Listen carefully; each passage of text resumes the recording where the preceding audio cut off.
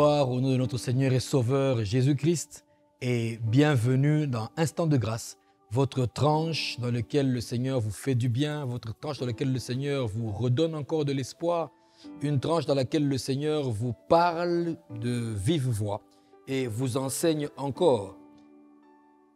Qui n'a pas connu d'échec dans sa vie, d'une manière ou d'une autre? Un échec professionnel, un échec sentimental, un échec familial, un échec personnel. Chacun d'entre nous a expérimenté l'échec d'une manière ou d'une autre, à quelque niveau que ce soit. Mais la question que plusieurs se posent et que l'on peut se poser, est-ce que l'échec est-il forcément un malheur? Est-ce que l'échec est-il une fatalité? Est-ce qu'on peut se remettre d'un échec? Est-ce qu'on peut se relever après un échec? Est-ce que l'on peut apprendre quelque chose de l'échec? Nous allons en parler. Prions d'abord. Père, nous te rendons grâce, nous te bénissons pour ce temps que tu nous donnes. Par ton esprit, Seigneur, enseigne-nous, afin que nous puissions grandir, afin que nous puissions marcher comme tu le demandes, afin que nous puissions saisir et comprendre ce qui se passe autour de nous. Saint-Esprit, glorifie Jésus-Christ seul, et que dans toutes ces choses, nous puissions être encore en communion avec lui. Nous te prions ainsi, Saint-Esprit, dans le nom de Jésus, et nous pouvons dire ensemble Amen. Gloire au Seigneur. Le Seigneur Jésus est bon. J'ai une très bonne chose à te dire, c'est que l'échec n'est pas la fin. Voilà, l'échec n'est pas la fin. L'échec n'est pas la fin. L'échec est toute une école, vous savez. Toute une école dans laquelle on peut apprendre beaucoup de choses. La plupart du temps, les gens ont des problèmes. Vous avez des problèmes parce qu'un échec arrive et l'échec laisse un arrière-goût amer. L'échec laisse une blessure. Là où quelqu'un a été électrocuté, croyez-moi, il aura du mal à revenir à cet endroit-là. Ou quand il revient, il aura toujours peur. Est-ce que ce qui m'est arrivé avant ne va pas recommencer encore? L'échec traumatise quelque part. L'échec nous donne un sentiment d'inachevé, un certain dégoût. L'échec nous fait parfois voir que nous sommes incompétents, incapables. Et très souvent, les gens ne se remettent pas de leur échec, ils ne reviennent pas de leur échec. Et ils préfèrent ne plus revenir, beaucoup préfèrent oublier ce qui s'est passé. Mais aujourd'hui, je voudrais que l'on puisse savoir que l'échec n'est pas une fin en elle-même. L'échec est une école. L'échec n'est pas une fin. Est-ce que je dis qu'il faut désirer l'échec? Non, ça je ne l'ai pas dit. L'échec n'est pas à souhaiter. Pas du tout. Ne souhaitez pas l'échec. N'envisagez pas l'échec. Parce que notre Dieu nous fait marcher sur un chemin de victoire. Sur un chemin de gloire en gloire. Ouais. Mais il faut se souvenir que parce que dans notre nature humaine, ça peut arriver. Comme ça vous est arrivé, n'est-ce pas? Si vous êtes sincère avec moi, ça vous arrivera de reconnaître qu'il vous est déjà arrivé d'échouer. Voilà. Et Romains 8, 28 nous dit que nous savons du reste que toute chose concourt au bien de ceux qui aiment Dieu, de ceux qui sont appelés selon son dessein. Nous savons du reste que toute chose concourt au bien de ceux qui aiment Dieu, de ceux qui sont appelés selon son plan. Vous voyez? On dit toute chose concourt. Ça veut dire que même l'échec peut concourir au bien de ceux-là qui croient et aiment Jésus. Voilà, vous voyez, vous êtes privilégiés. Donc l'échec peut devenir pour vous un trépied, un tremplin, un escalier qui vous permet d'aller plus haut. Donc en Jésus-Christ, l'échec ne doit pas nous enfoncer. Au contraire, l'échec doit nous servir de marchepied. Je disais encore, est-ce qu'il faut souhaiter l'échec? Non, ce n'est pas de ça que je parle. Je ne dis pas que parce qu'on a dit que l'échec peut être une école, que l'on commence à souhaiter l'échec. Non. Souhaiter l'échec, ça c'est négatif. Ce n'est pas biblique. Pas du tout. Parce que la Bible nous parle, elle, d'aller de gloire en gloire. Mais par contre, quand cela arrive, ne voyons pas toujours un malheur derrière. Sachons parfois lire l'échec. Je vous parle à vous qui avez déjà expérimenté un échec quelconque, dans un quelconque domaine que ce soit. Sachons parfois lire l'échec, pour voir le message qu'il peut avoir dedans. Ce que l'on peut en tirer de bon, parce que l'échec est une école. Et l'échec, ce n'est pas la fin, ce n'est pas la limite. Dites avec moi, l'échec n'est pas ma limite. Voilà, il vous sera fait ce que vous avez déclaré.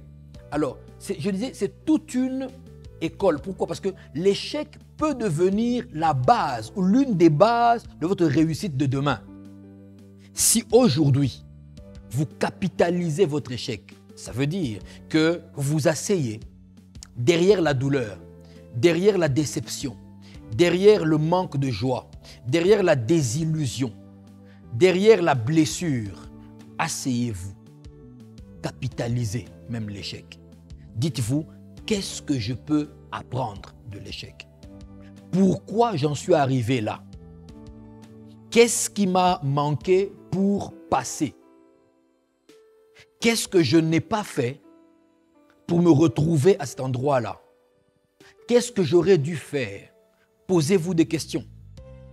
Et à la lumière du Saint-Esprit et de la parole de Dieu, vous serez éclairés. Alors vous allez vous rendre compte que effectivement, toute chose concourt au bien de ceux qui aiment Dieu, ceux qui sont appelés selon son dessein, comme dit Romains 8, 28. Promenons-nous un peu dans la vie de tous les jours, dans votre vie de tous les jours, dans notre vie de tous les jours, comme on fait dans l'instant de grâce. Promenons-nous un peu. On voit des mariages échouer. Et puis quelqu'un qui va se remarier et connaître quasiment le même échec. Il y a un problème. Ouais. Le premier échec peut ne pas être dû à lui, ok, ou peut-être. Mais le second échec, ça veut souvent dire qu'il n'a pas appris du premier échec. J'aime bien ce que les Français disent. Les Français disent que les mêmes causes produisent les mêmes effets. Autrement dit, les mêmes ingrédients utilisés qui vous ont amené à l'échec aujourd'hui, si vous les réutilisez encore, vous aurez le même échec. Que notre Seigneur Jésus vous exempte de cela au nom de Jésus, qu'il vous sorte de ça au nom de Jésus, qu'il vous ouvre les yeux pour voir que tel ingrédient n'est pas bon à ma sauce. Je l'ai mise et ma sauce a été amère. Désormais, je ne mettrai plus cela. L'échec est une école, toute une école. Alors, qu'est-ce que nous pouvons apprendre de l'échec? Qu'est-ce que nous pouvons retirer comme bénéfice? Parce que vous savez, j'ai dit, n'est-ce pas? Toute chose concourt à notre bien, à nous qui connaissons le Seigneur. Ok. Alors, qu'est-ce que nous pouvons retirer de l'échec? Quand on regarde l'échec dans la famille, l'échec dans le mariage, l'échec dans les études, l'échec dans un test, l'échec dans plusieurs choses. Qu'est-ce que l'on peut retirer de l'échec? Qu'est-ce que nous pouvons apprendre de l'échec? Premièrement, nous pouvons apprendre que nous ne savons pas tout et nous ne pouvons pas tout. Ça, c'est le premier enseignement que l'échec nous apprend. En face d'un échec, il y a une leçon. La première leçon est que nous ne savons pas tout et nous ne pouvons pas tout. Si nous savions tout, nous n'aurions pas échoué. N'est-ce pas? Si nous savions tout, nous n'aurions pas échoué. Si nous pouvions tout, nous n'aurions pas échoué. Donc, si nous avons échoué, si vous avez échoué, c'est parce qu'on a une leçon à apprendre. Laquelle? On doit se rendre compte que nous ne savons pas tout, nous ne pouvons pas tout. C'est en ce moment-là, lorsqu'on a appris ça, qu'on se dit, tiens, je vais changer de façon de faire, je vais apprendre, parce que je ne sais pas tout. Si on me dit 1 plus 1 égale combien? Si je dis 3 et qu'on me dit tu as échoué, c'est parce que je ne sais pas que 1 plus 1 égale 2. Alors au lieu de passer mon temps, de passer votre temps à être en colère, à vous fâcher contre vous-même, plutôt rebondissez. Ressaisissez-vous. Dites, ça veut dire que je ne sais pas tout. Alors je vais essayer de chercher qu'est-ce qui me manque dans ma connaissance pour que je puisse réussir la prochaine fois. On arrive, n'est-ce pas? Voilà, nous sommes en train d'arriver, nous sommes en train de discuter, nous sommes en train d'échanger ensemble. Donc ça veut dire que je ne sais pas tout. Je n'ai pas tous les éléments en ma possession. Donc vous comprenez que l'échec est déjà une belle école contre l'orgueil et contre l'ignorance. Alléluia. Donc que le Seigneur nous retire l'ignorance de votre vie et que vos yeux voient clair désormais. Lorsque vous arrivez à capitaliser l'échec, à comprendre que l'échec est une école, vous arrêterez de commencer à pointer du doigt les autres par rapport à votre échec personnel. Vous arrêterez de commencer à chercher les autres. Ce n'est pas moi, ce sont les autres. Si mon père n'avait pas fait ça, sinon, vous allez commencer à vous dire, qu'est-ce qui me manque? Première des choses, ça veut dire, si j'ai échoué, que je ne sais pas tout et que je ne peux pas tout. Alors la prochaine fois, vous allez vous mettre en quête à la recherche de plus de connaissances. Là où j'ai moins étudié, je vais davantage étudier. Là où j'ai négligé d'apprendre, je vais revenir pour apprendre. Là où j'ai voulu jouer cavalier seul, cavalier solitaire, faire tout moi-même, je vais chercher de l'aide parce que l'échec m'a appris que je ne peux pas tout. J'ai besoin des gens autour de moi. Alors ça, c'est la première leçon que l'échec peut nous apprendre. Je ne peux pas tout et je ne sais pas tout. Essayons un peu de voir dans tous les échecs. Soyons sincères, ok? Soyons sincères. Si je vous pose la question aujourd'hui, après cette première leçon, je vous pose la question, est-ce que tous vos échecs passés sont le fruit, la cause, sont plutôt le fruit des autres? Répondez sincèrement. Échec à l'école, échec parmi les amitiés, échec dans le cadre. Tous vos échecs sont-ils forcément à cause des autres? Si vous répondez sincèrement, si vous analysez maintenant froidement, sur base de ce que je nous ai dit, vous allez vous rendre compte que certains et la plupart même de vos échecs sont dus à vous-même. Il n'y avait pas assez de bagages. Il n'y avait pas assez de connaissances ou alors pas assez d'aide. Un architecte peut savoir faire les plans d'une maison. Il sait faire les plans d'une maison, il sait tracer, il sait faire toutes ces choses, d'accord? Mais pourquoi croyez-vous qu'il existe l'architecte et le maçon? Parce que l'architecte ne peut rien faire sans le maçon. Il a besoin du maçon. Il ne peut pas tout faire seul. Il ne peut pas. Et même sur un chantier avance, un chantier va de l'avant ou un chantier s'arrête ou même s'abîme. Pourquoi? Quand on ne travaille pas en équipe. Je ne peux pas tout faire seul. Alors, je m'associe à d'autres qui peuvent apporter leurs connaissances, qui peuvent apporter leur expérience.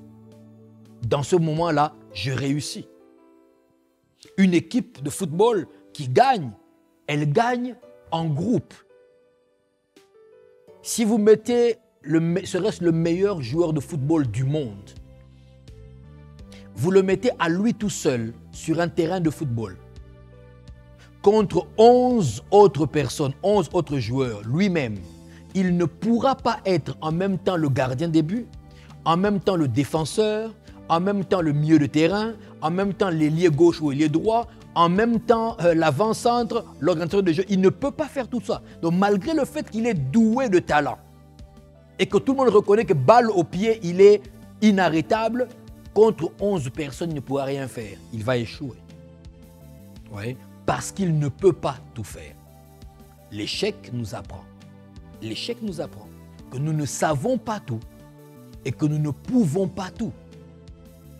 Que l'Esprit de Dieu aujourd'hui parle à votre esprit et qu'à chaque fois que vous butez à un échec, que le premier réflexe ne soit plus de condamner les autres ou de chercher la faute chez les autres. Non, regardez aussi chez vous, dans votre bagage. Regardez aussi chez vous. Donc la première leçon, je disais que l'échec nous apprend, c'est que nous ne savons pas tout et nous ne pouvons pas tout. Alors, la deuxième chose que nous pouvons apprendre de l'échec, que nous apprend l'échec? Je te dis que l'échec n'est pas la fin.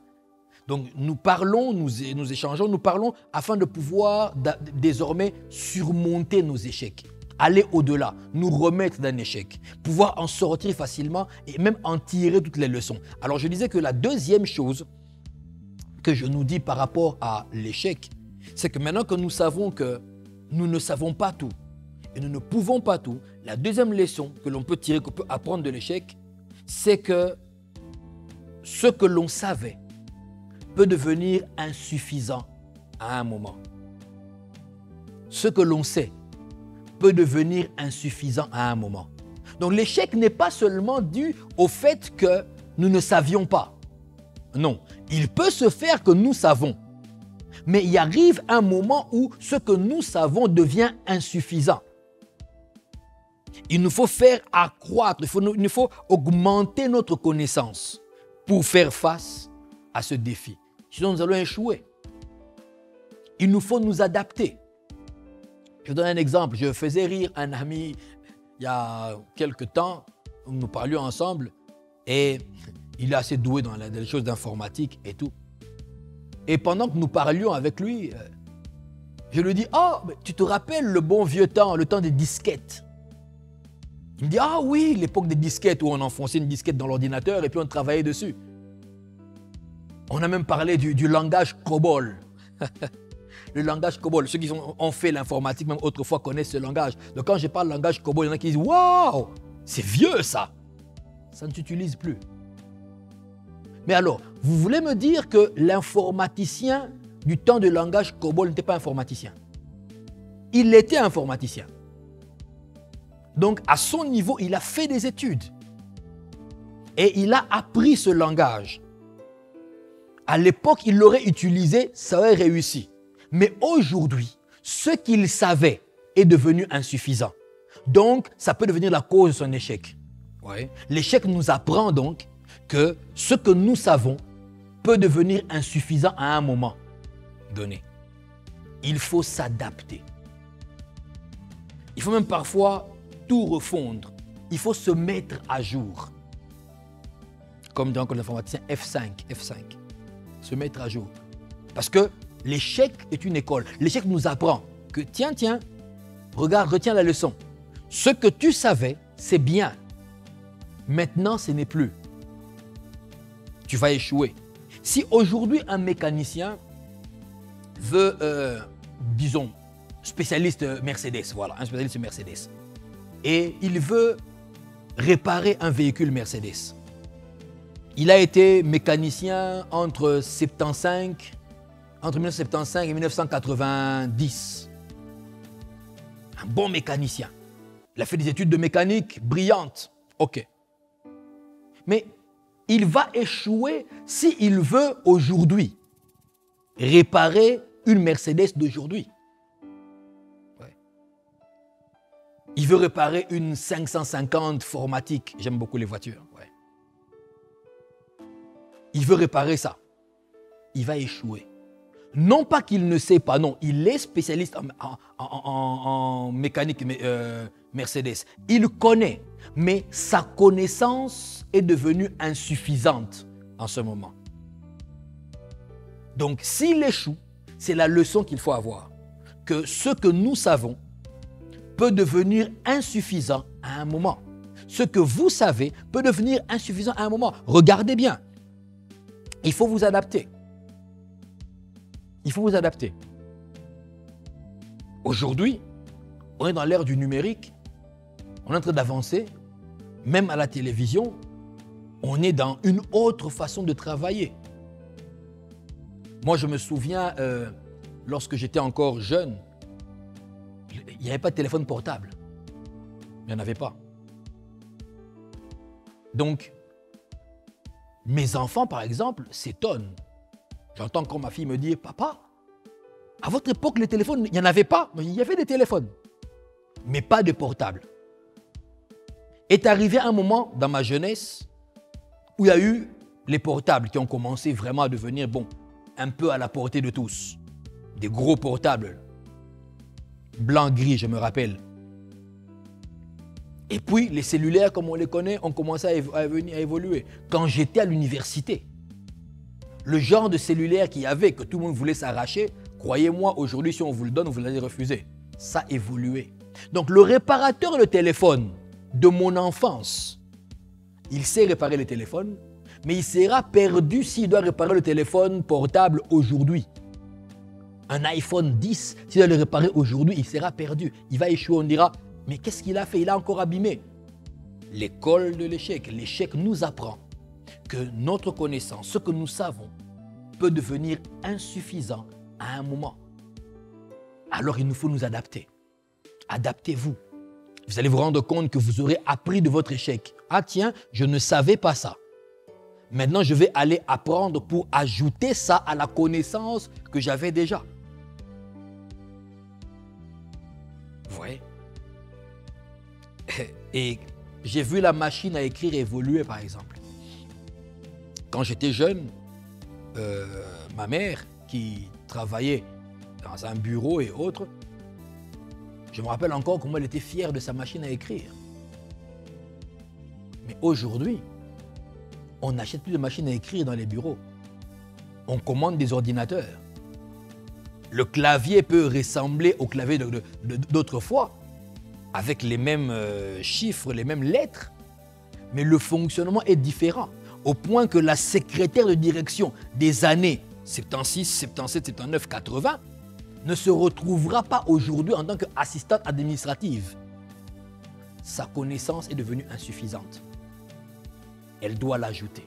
Que l'Esprit de Dieu vous fasse grâce afin que vous ajoutiez à votre connaissance d'aujourd'hui. Parce que l'échec nous apprend. On a échoué. Pourquoi est-ce que j'ai échoué? Qu'est-ce que je peux apprendre dedans? J'ai échoué parce que ma connaissance n'est plus à jour. Je dois m'adapter. Ce que je savais est devenu insuffisant aujourd'hui. On m'avait toujours dit que l'on faisait comme ça, mais je me suis rendu compte qu'on ne fait plus ça. Telle façon de faire a changé. Telle façon de communiquer a changé, par exemple. Ouais. Quand hier, on communiquait par écrit, avec les lettres, aujourd'hui, avec un mail, avec des messages sur les réseaux sociaux, en 3 secondes, enter, et c'est parti, il faut s'adapter. Il faut s'adapter. Donc, ne blâmez plus les autres, mais commencez à comprendre que l'échec peut être dû à ça. Alors, retenez la leçon.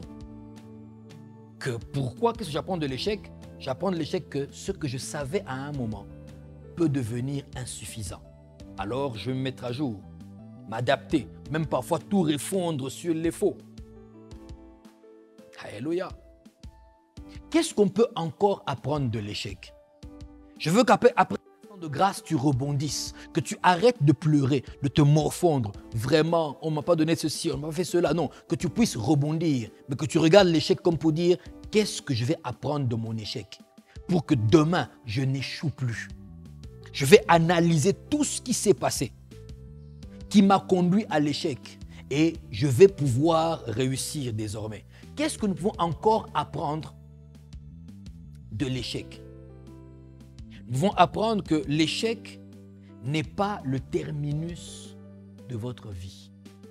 Oui. On a lu Romains 8, 28.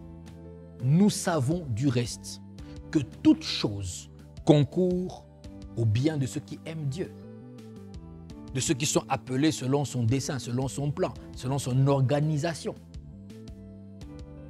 Donc, l'échec ne doit pas être le terminus de notre vie. Parce que j'ai échoué, je ne recommencerai plus. Parce que j'ai échoué, je m'arrête là. Parce que j'ai échoué, je n'y crois plus. Parce que j'ai échoué, je ne recommence plus. Parce que j'ai échoué, c'est plus question pour moi. Je suis trop traumatisé, je suis trop blessé, j'en ai marre, je suis fatigué. Le terminus de votre vie, ce n'est pas l'échec. Arrêtez de voir votre échec, arrêtez de mettre votre échec en avant. Comme si votre vie s'arrêtait là. Combien de personnes n'ont-elles pas arrêté leur carrière, n'ont-elles pas arrêté leur élan à cause d'un échec? Voyez l'échec comme un accident de parcours qui peut arriver. Lorsque vous allez sur une route, Vous avez un objectif, vous marchez. Vous devez arriver, par exemple, disons, au supermarché. Voilà. Vous devez aller au supermarché pour acheter quelque chose. Alors que vous allez en route, vous cognez, vous trébuchez contre une pierre. Un faux pas. Vous retrouvez un genou à terre. Que faites-vous? Vous relevez, vous époustez et vous continuez le chemin. Vous devez y arriver. Vous voyez? Ce n'est qu'un accident de parcours. Considérez l'échec comme cela, comme un accident de parcours. C'est arrivé, ok. Je ne blâmerai pas d'abord les autres. Je vais d'abord commencer par regarder quelle est la leçon que l'échec veut m'apprendre. Ce n'est pas le terminus de ma vie. Donc je ne m'arrêterai pas là. Oh, je vous encourage, je vous exhorte à vous relever, à reprendre confiance en vous,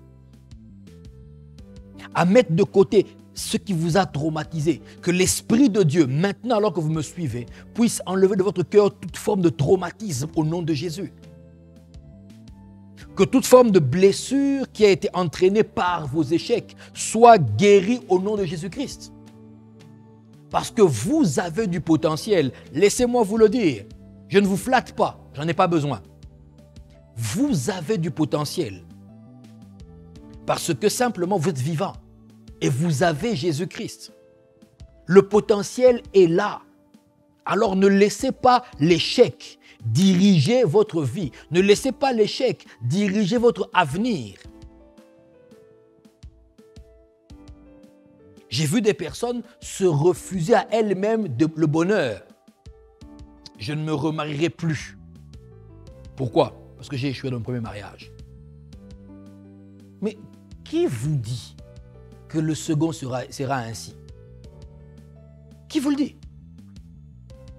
Vous me direz, qui me dit que le second ne sera pas non plus ainsi? Je vous dirai, avez-vous essayé?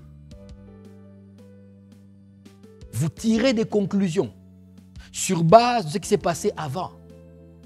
Non. Tirez plutôt des leçons de ce qui s'est passé avant.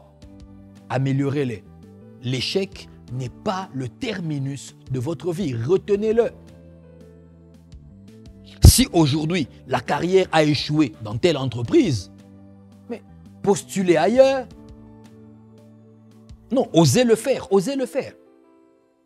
Nous discutons. Je vous le suggère. Osez le faire, osez postuler ailleurs. Et vous serez peut-être surpris de voir comment est-ce que votre carrière sera plus épanouie là-bas qu'elle n'était de ce côté-ci. Et vous comprendrez qu'en fait, il a fallu que j'échoue ici pour que je puisse embrasser telle carrière. Sinon, je n'aurais jamais démissionné là-bas. Toute chose concourt au bien de ceux qui aiment Dieu. Même les choses qui font le plus mal. L'échec n'est pas le terminus de votre vie. Ne soyez pas de ceux-là qui ne vont plus demander la main d'une sœur, d'une femme, parce que la première personne à qui vous avez demandé la main vous a dit non. Enfin, réfléchissons un peu. Parce qu'elle a dit non. C'est un échec sentimental, il n'y a pas de problème. L'échec n'est pas le terminus de ma vie. Alors, je continue ma vie. Et dans ma vie, je vais rencontrer quelqu'un d'autre. Vous demanderez la main et vous aurez l'amour que vous voulez avoir. Et ça finira par « ils furent heureux et eurent beaucoup d'enfants », comme finissent les contes. Et les historiettes d'enfants. Ouais. L'échec n'est pas le terminus de votre vie. Combien de personnes ont fini par réussir après échec et erreur? Erreur, essai, erreur, ils ont fini par avoir gain de cause. Par avoir gain de cause. Essai, erreur. Ce n'est pas le terminus. Même l'église de laquelle j'ai la grâce d'être titulaire, d'être le pasteur responsable, n'a pas commencé du coup et puis elle s'est levée. Pas du tout. Certains ont eu cette grâce, gloire au Seigneur. Mais on a commencé, et puis on a fermé, et puis on a recommencé, et puis on a réessayé, et puis on s'est remis, et puis... Si on s'était dit, parce que j'ai échoué, certainement que Dieu ne m'a pas appelé, alors je m'arrête. Si c'était Dieu, ça n'allait pas arriver comme ça. je n'aurais pas retenté encore. On n'aurait pas trône de grâce aujourd'hui. L'échec n'est pas le terminus de votre vie. L'échec n'est pas le terminus de votre vie. Qui vous a dit que votre vie s'arrête à votre échec? Qui vous l'a dit?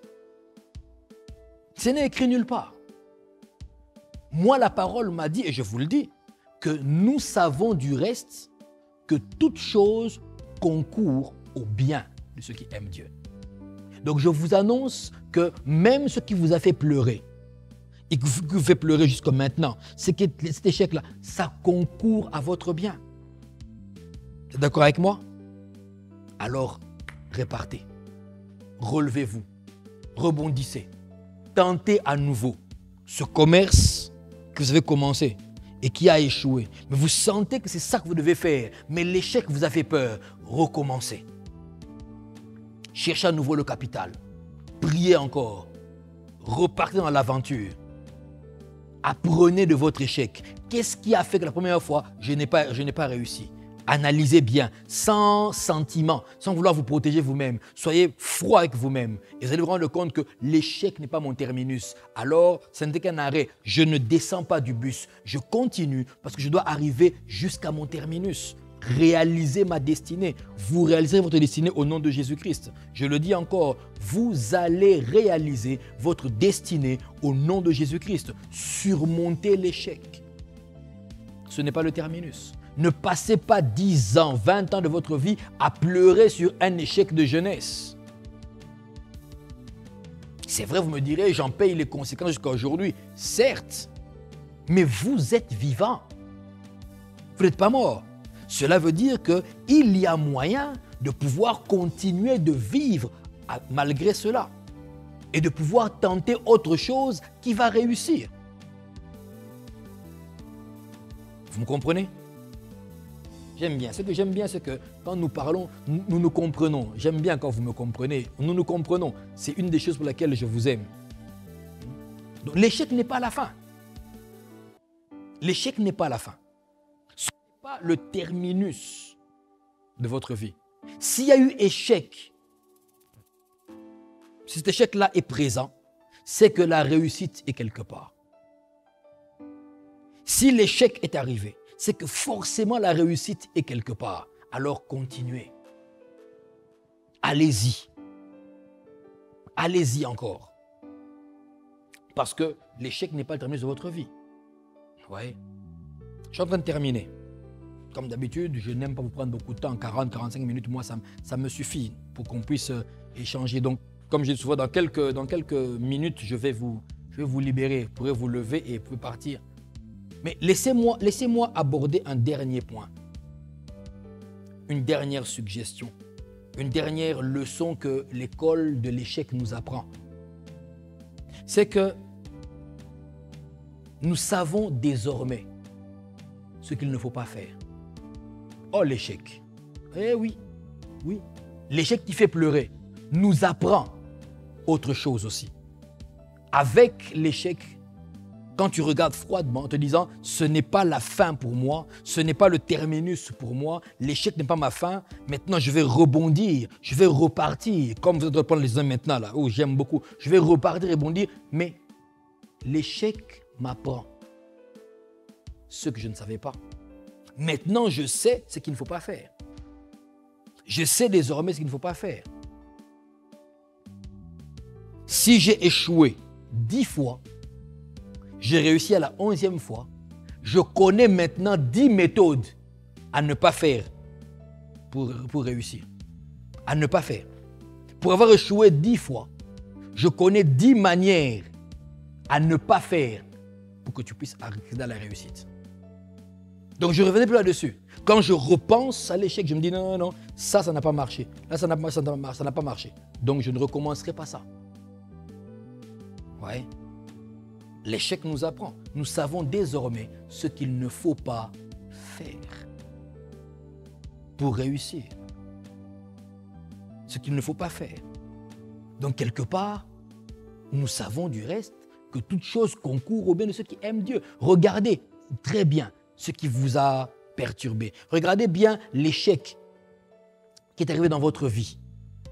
Observez bien. Maintenant, vous savez ce qu'il ne faut pas faire. Vous savez que j'ai fait ça, ça n'a pas abouti. Les prochaines fois, je ne ferai plus ça. Je sais que ce n'est pas ça. Ça n'aboutit pas. Ça n'aboutit pas. Lorsque vous vous promenez, par exemple, comme ça vous arrive, et que vous allez quelque part, d'accord, vous empruntez un chemin, et au bout d'1 heure de marche, vous vous rendez compte que vous êtes perdu. Ce n'est pas le bon chemin. Vous revenez sur vos pas. Vous empruntez un autre chemin. Vous vous rendez compte qu'au bout de 30-35 minutes de marche, ce n'est pas le bon chemin. Vous revenez encore. Vous empruntez un 3e chemin. Et finalement, vous arrivez à destination. Vous faites ce que vous avez à faire, vous repartez. 15 jours plus tard, il y a un ami avec vous. Vous êtes en train de marcher. Vous partez à la même destination qu'avant. Vous vous rendez au même endroit. Vous arrivez dans le même carrefour. Il vous dit, tiens, dans ce chemin-ci, il y a des belles fleurs, c'est beau, c'est éclairé. Est-ce que vous allez l'emprunter? Non. Pour avoir échoué une première fois, vous savez désormais la route qu'il ne faut pas emprunter. Il vous dit, ok, d'accord, alors prenons celle-ci. Ça longe un cours d'eau, on pourra entendre le bruit de l'eau, c'est très romantique. Vous direz non. On prendra ce chemin-ci. Non, mais ce n'est pas beau, il y a plein de boue. Je sais que c'est le bon chemin. Pourquoi? Pour avoir échoué 2 fois. Je sais ce qu'il ne faut pas faire. Je connais les chemins qu'il ne faut pas emprunter si je veux arriver à telle destination. Je ne peux pas emprunter ce chemin ou celui-là. Vous voyez? Donc l'échec vous a appris. L'échec a été une école pour vous. Vous savez désormais ce qu'il ne faut pas faire. Vous le savez. Celui qui a fait la prison, c'est un échec. Parce qu'il a malmené sa vie. Désormais, il sait ce qu'il ne faut pas faire pour rester libre. Il le sait. Celui qui a mal utilisé un médicament et a eu des problèmes et des répercussions, désormais, il sait ce qu'il ne faut pas faire. Il le sait. Celui qui a mal diligenté une affaire, un dossier qu'on lui a confié, la prochaine fois, il sait ce qu'il ne faut pas faire. Il sait qu'on n'appose pas 2 fois le cachet, mais une seule fois. Il sait maintenant. Il n'aura plus les remarques de son chef. Celui qui, dans le business, est allé voir des mauvaises personnes, mais qui avaient l'argent. Et il a échoué, il s'est fait rouler. Désormais, il sait ce qu'il ne faut pas faire dans le business. Il sait qu'il faut se méfier de tel genre de personnes, même si elles mettent en jeu autant d'argent. L'échec t'a appris ce qu'il ne faut pas faire. Tu sais désormais ce qu'il ne faut pas faire. Voilà. Que Dieu bénisse ces instants de grâce. Et que désormais dans votre vie, vous savez que l'échec n'est pas la fin de votre vie. Vous pouvez rebondir. Alors je vous le conseille, rebondissez. Recommencez. Repartez vers l'avant. Quelque chose de bon vous attend. La victoire et la réussite vous attendent devant. L'échec n'est pas le terminus, ce n'est pas la fin. Rebondissez. Ne souhaitez pas l'échec, mais apprenez de l'échec. Apprenez de l'échec. Amen. Voilà, j'avais dit au début, nous savons du reste que toute chose concourt au bien de ceux qui aiment Dieu. Au bien de ceux qui aiment Dieu. Alors j'aimerais parler à quelqu'un, j'aimerais vous parler à vous qui n'avez pas encore reçu Jésus-Christ comme Seigneur et Sauveur.